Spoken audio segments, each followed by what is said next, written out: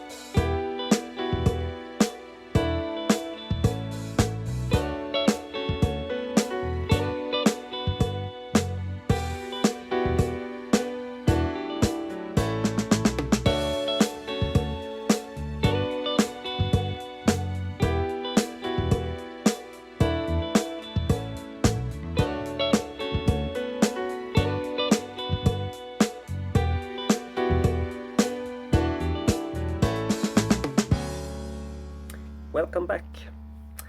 So, as you can see, the build is almost complete or completed. I only have to attach the canopies, and after that I can set up everything and take reveal shots in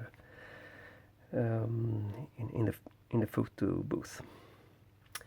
So, if we start by discussing the paint and the camo scheme and the markings, I decided to go for this individual, basically because it has a shark mouth, and so I decided that I wanted to do that. There are 3 different schemes in this kit, and they look very similar, of course, except for the actual markings of the aircraft. But I decided to go for this one. The paint job was done with Guns Aquas, so I used these paints for that, and they performed very well, I think. I aimed for a sort of demarcation between the different areas of the camo that were, for this scale, should be something like 1 or 2, between 1 and 2 millimeter. And to achieve that, I actually have to use Panzer putty. I sort of made sausages that I placed along the camo line, and because it was not possible for me to freehand this, so I decided to mask it instead. In this scale, it's possible to use a hard camo, but I wanted to add a little sort of overspray between the areas to make it look more sort of, look better, so to speak. So the paint job was also done with I did some post shading by adding some lighter colors to the paint, and to sort of emphasize some panels and also simulate some fading. But apart from that, I think the paint job was pretty straightforward.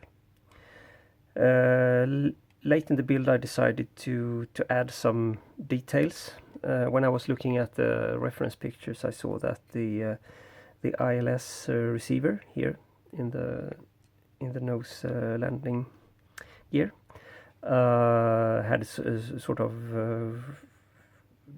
I would say light yellow color. So I tried to replicate that, and also the fuel dumping probe, or sorry, the fuel dumping hose at the rear of the fuselage was red, so I painted that red as well. And as you can see, this part is very overscaled. It looks almost ridiculous in this. But that is something that is that's how a 1/72 scale works. Sometimes there are parts that look horrible, but they want just to show some details, and also I guess there are some possibly also molding restrictions or things you have that is not possible to do in 1/72 scale. A side note is that this ventral fin here is also very out of scale. It should be much thinner and much smaller. But that is actually a resin part available for this. So if you want to build that in a like it should be, then it's possible to replace this with a resin part from Quick Boost, I think. So while we are looking at the underside here, let's talk about the weathering. I used oil paints for this from MIG. It's 502 Abtailing oil paints, and I did a mix of 50-50 of raw umber and black, and I got this sort of very dark brown color. And I think for that is used for basically for every. I've used that for everything basically. All the weathering. The only exception is this part on top here, where I wanted to have a more sort of emphasis or make it a bit darker. I added some more black too when I did that. And the method I used for making these streaks was that I used two types of, let's see if I can get them here, two types of brushes. One thin brush for the finer lines, where I basically applied the wash, and then I used a sort of quick stroke in the opposite direction to make the fine line here in the streak. And after the paint had, after the wash had dried up, and then I could very, very carefully use a wider brush just to smear it out a little bit, to make it look more sort of distributed, or yeah, to make it blend in better with the surface. I'm quite happy with the result. I looked at the reference picture. You can see it on it's the individual that is on the thumbnail I'm using for this video series, and it's a very, very dirty Thunder Chief, so I thought that was cool to try to make something like that. And since I only had one photo of one side, I had to sort of make up the other side and try to make it look similar, but not exactly the same, of course, because you don't want it to be identical. I mean, that's the whole thing with the weathering and stuff, that it should be a bit random. But yeah, I'm happy with the results. I also added some very small streaks here along the panel lines, and I also tried to add some kind of build-up of grime here around the dorsal fin or the center of the aircraft. So yeah, I think that's it. And let's see if I can get this in shot.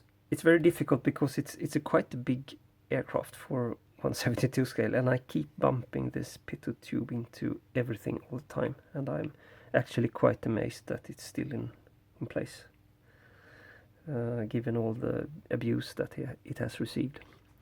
So about the air brakes, I did some. They were far too shiny after I have painted them and applied the matte varnish. So I decided to make them more dirty with some oils and pigments as well. And yeah, quite happy with the result. They should maybe they got a little bit too dirty, but yeah, it was difficult to to control that process. So I'm quite happy with how it turned out anyway. Okay, so yeah, I think there is. The only thing I would like to mention is that I had really big issues with the decals. Not applying them themselves, but the problem is that if you look at the decal marking or call-out sheet, there are no indications or pictures of how the decals on the weapons, the pylons, and the missiles should be located. So that is actually missing in the kit, and those decals, they are also they are not marked on the decal sheet, so it's kind of a guessing game to get everything right. I ended up downloading the decal placement sheet or the assembly instructions for the 1/32 scale version of this aircraft from Trumpeter, because they had this information, and then I had to kind of figure out which decal to place where, and so it was quite a lot of work, and I was actually really pissed off by this, and it took a while before I decided to do the decals and everything, because I was so fed up with the whole thing. But then I decided to, I had to complete the build, so it's no point sitting around and feeling sorry for that. It's better to just do it and get it over with. So this is how it ended up anyway.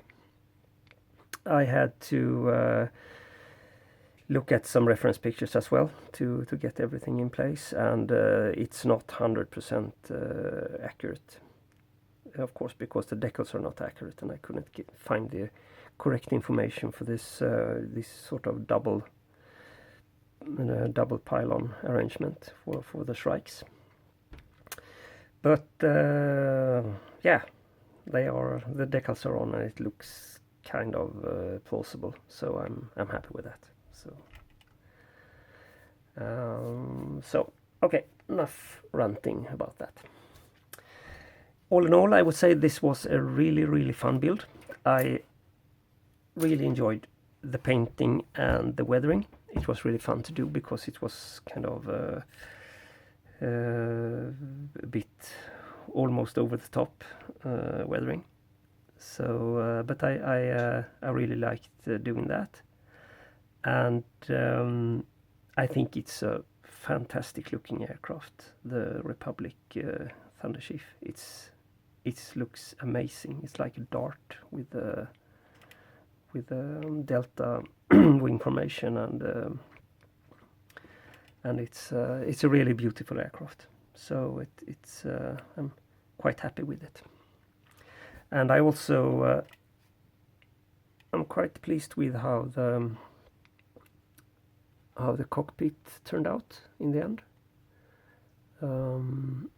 The only thing that is kind of weird is the head-up display and all the stuff that is in front of the instrument panel. That looks really dodgy. But again, this is something that is a general problem with 1/72 scale builds, that in order to get all the details and everything in, they sometimes has to sort of make stuff oversized, and then it doesn't fit with the rest of the kit. But that's how 1/72 scale kits roll, so I guess we have to live with that. Anyway, I will soon put up a reveal, build log and reveal video of this build. So it will be on the channel very, very soon. I will just take the photos first and everything, and then I will put that video together. And for all of you that has watched the series, and I hope you have enjoyed it, and as much as I have enjoyed building this aircraft. The only problem or drawback, I think, is some minor fit issues that I have already discussed in the previous episode, and the problem with the Decal assembly, or rather the lack of. But apart from that, it's a great looking aircraft, and I really liked this building it. So thank you for watching, and I see you in the next video log build. Bye.